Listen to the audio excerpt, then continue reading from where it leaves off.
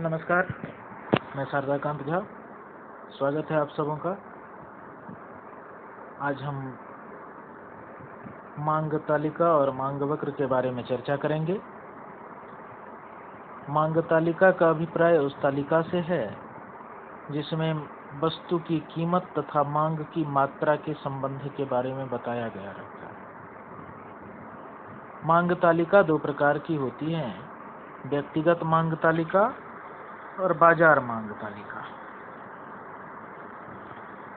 व्यक्तिगत मांग तालिका किसी निश्चित समय में एक व्यक्ति की विभिन्न कीमतों पर मांग को प्रदर्शित करने वाली तालिका व्यक्तिगत मांग तालिका कहलाती है। हम नीचे की सारणी में देख सकते हैं, जहां एक ओर कीमत दिया हुआ है प्रति इकाई, दूसरी ओर उपभोक्ता ए के द्वारा मांगी जाने वाली मात्रा दी हुई है। हम देखते हैं कि जैसे जैसे वस्तु की कीमत में कमी आती जाती है, वैसे वैसे मांग की मात्रा बढ़ती जाती है। इसके ठीक विपरीत जैसे जैसे वस्तु की कीमत में वृद्धि होगी, मांग की मात्रा घटती जाएगी। बाजार मांग के संदर्भ में बात करें तो बाजार मांग तालिका समस्त बाजार में किसी समय बिंदु पर विभिन्न कीमतों पर वस्तु की मांग के योग को प्रदर्शित करती है।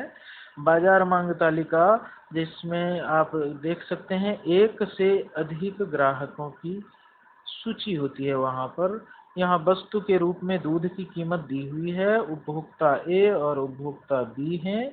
आप देख सकते हैं कि जब दूध की कीमत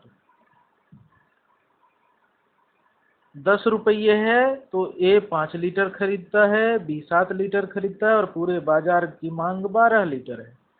धीरे धीरे दूध की कीमत बढ़ती है और मांग घटने लगती है। अतः स्पष्ट है कि मांग और कीमत में विपरीत संबंध होते हैं। अब मांग वक्र किसे कहते हैं? तो मांग तालिका को जब रेखांकित रूप में प्रदर्शित किया जाता है तब उसे मांग वक्र कहते हैं। यहाँ पर आप देख सकते हैं एक्सिस एक्स और एक्सिस वाई है और मांग की रेखा को सूचित करने के लिए एक रेखा डी डी खींचा गया है जो मांग वक्र को सूचित करता है। हम देख सकते हैं कि जब कीमत अधिक होती है तो मांग की मात्रा कम होती है और जब कीमत कम होती है तो मांग की मात्रा अधिक हो जाती है। मांग के नियम। अन्य बातें समान रहने पर मांग का नियम यह बताता है कि वस्तु की कीमत एवं वस्तु की मात्रा में विपरीत संबंध पाया जाता है, अर्थात वस्तु की कीमत बढ़ने पर वस्तु की मांग कम हो जाती है तथा कीमत के कम होने पर मांग बढ़ जाती है।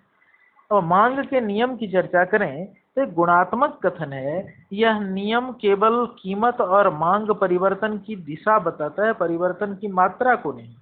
मांग की नियम की मान्यताएं अन्य बातें समान रहे वाक्यांश का अगर हम अर्थ जानना चाहें तो वो अर्थ ये बताता है कि उपभोक्ता की आय में कोई परिवर्तन नहीं होना चाहिए, रुचि, फैशन, पसंद आदि में कोई परिवर्तन नहीं होना चाहिए, संबंधित वस्तुओं की कीमत में कोई परिवर्तन नहीं होना चाहिए। संबंधित वस्तुओं का तात्पर्य कार और पेट्रोल से है कि अगर हम कार खरीदने की सोच रहे हैं तो पेट्रोल की कीमत में कोई परिवर्तन नहीं होना चाहिए।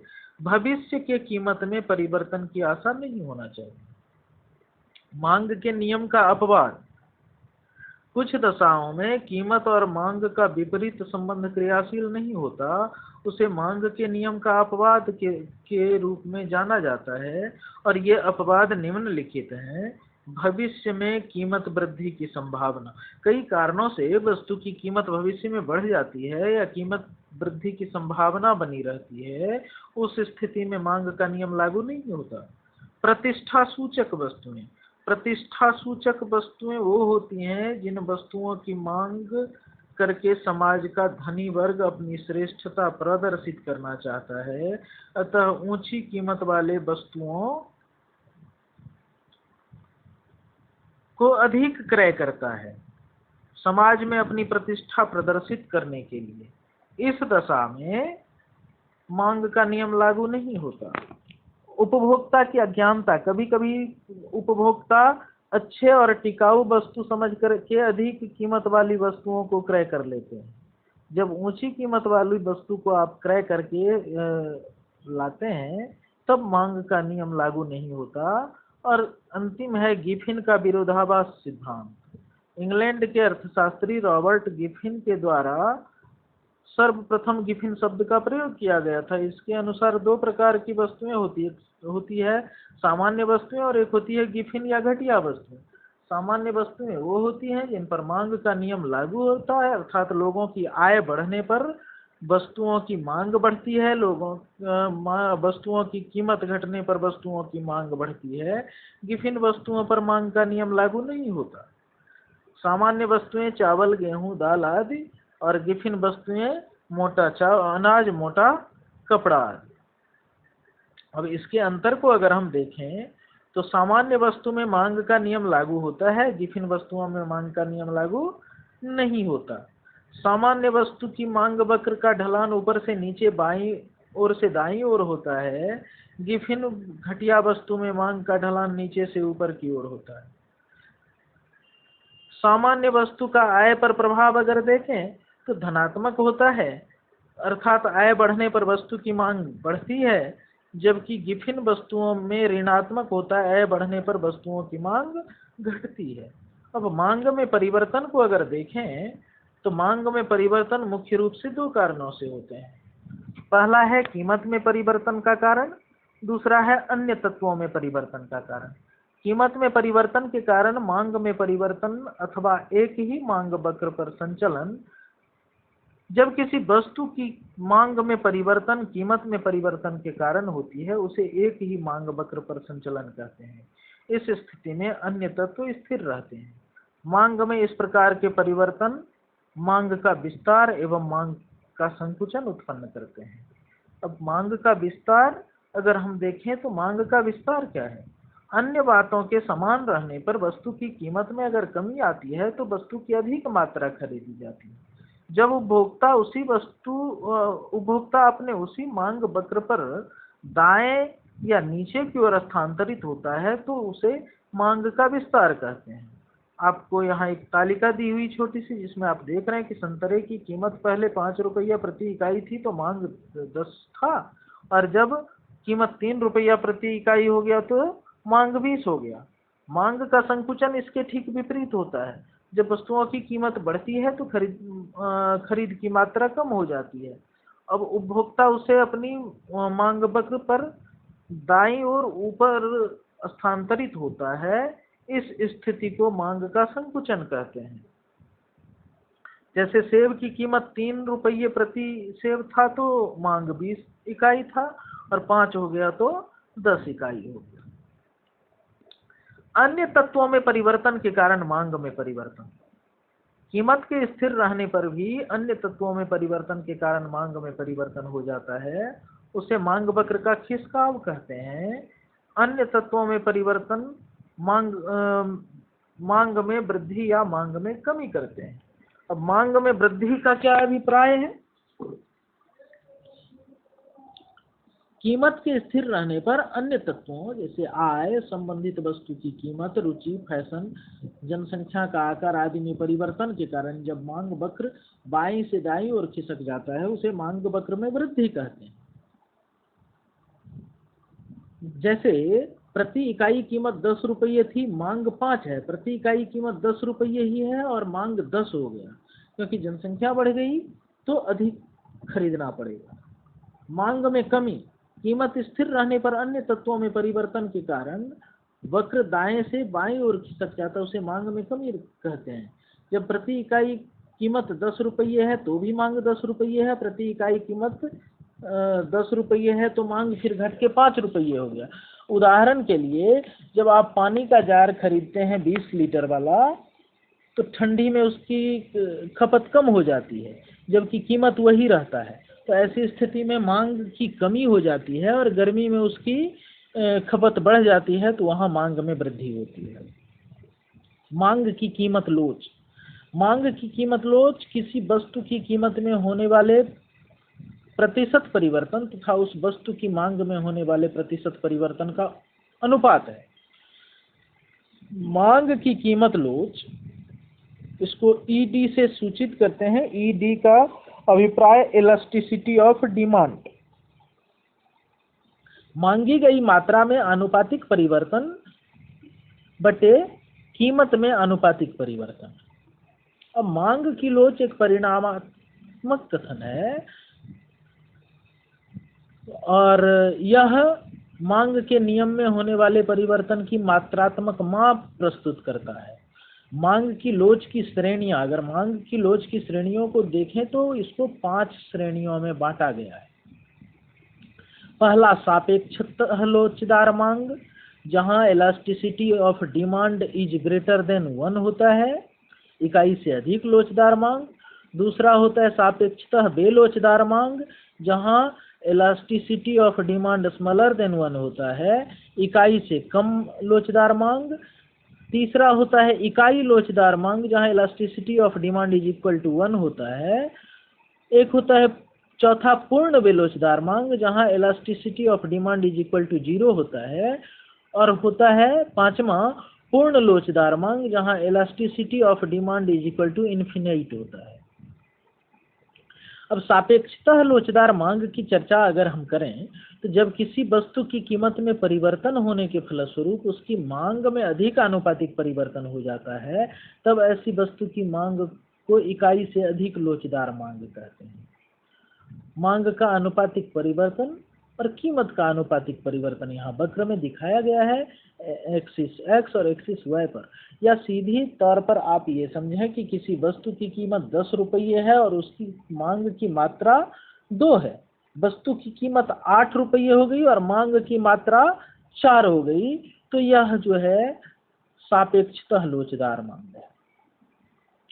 सापेक्षतः बेलोचदार मांग, जब किसी वस्तु की कीमत में परिवर्तन होने के फलस्वरूप उनकी मांग में कम आनुपातिक परिवर्तन हो जाता है, तब ऐसी वस्तु की मांग को इकाई से कम लोचदार मांग कहते हैं।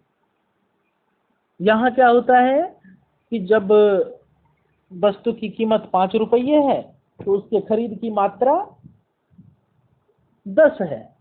वस्तु की कीमत 4 रुपये हो गई तो उसकी खरीद की मात्रा 12 हो गई, जो यहाँ पर दिखाया गया है। इकाई लोचदार मांग, जब किसी वस्तु की कीमत में परिवर्तन के फलस्वरूप उसकी मांग में भी उसी अनुपात में परिवर्तन होता है, ऐसे वस्तु की मांग को इकाई लोचदार मांग कहा जाता है। उदाहरण के लिए, अगर 100 रुपया प्रति किलो किसी वस्तु को हम खरीद रहे हैं और उसकी कीमत अगर 80 रुपये हो गई, तो हम जो है फिर 100 रुपये खर्च करने के लिए तैयार होते हैं, तो वह इलास्टिसिटी ऑफ डिमांड होता है। पूर्णतः बेलोचदार मांग, जब किसी वस्तु की कीमत में परिवर्तन के परिणाम स्वरूप उसकी मांग में कोई परिवर्तन नहीं होता, ऐसी मांग को पूर्णतः बेलोचदार मांग कहते हैं। मतलब उसकी कीमत कम रहे तो भी उतनी ही इकाई खरीदी जाएगी, अधिक रहे तो भी उतनी ही इकाई खरीदी जाएगी। पूर्णतया लोचदार मांग, जब किसी वस्तु की कीमत में नगण्य परिवर्तन होने पर अथवा परिवर्तन न होने पर भी मांग में अत्यधिक परिवर्तन होता है, तब ऐसी वस्तु की मांग को पूर्णतया लोचदार मांग कहते हैं। जैसे वर्तमान में कोरोना त्रासदी के समय में हम देख सकते हैं मास्क और सैनिटाइजर की मांग में कितनी वृद्धि हुई है, हालांकि यह मांग के नियम को स्पष्ट नहीं करता। मांग की लोच को मापने की रीतियां: प्रतिशत या अनुपातिक रीति, ज्यामितीय या बिंदु रीति और कुल व्यय रीति। तो सर्वप्रथम प्रतिशत या अनुपातिक रीति की हम बात करेंगे। इस रीति का प्रतिपादन प्रोफेसर एलेक्स ने किया था। इस रीति में मांग की लोच का अनुमान लगाने के लिए मांग में होने वाले आनुपातिक परिवर्तन को कीमत में बी होने वाले आनुपातिक परिवर्तन से भाग दिया जाता है, कीमत में वृद्धि होने वाली। अब इसका सूत्र क्या? तो मांग में आनुपातिक परिवर्तन और कीमत में आनुपातिक परिवर्तन। तो मांग में आनुपातिक परिवर्तन बराबर मांग में परिवर्तन गुना 100 बटे प्रारंभिक मांग।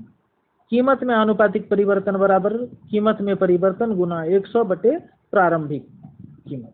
अतः Q1 माइनस Q, उसको हम डेल्टा Q कहते हैं, डेल्टा चेंज को बताता है।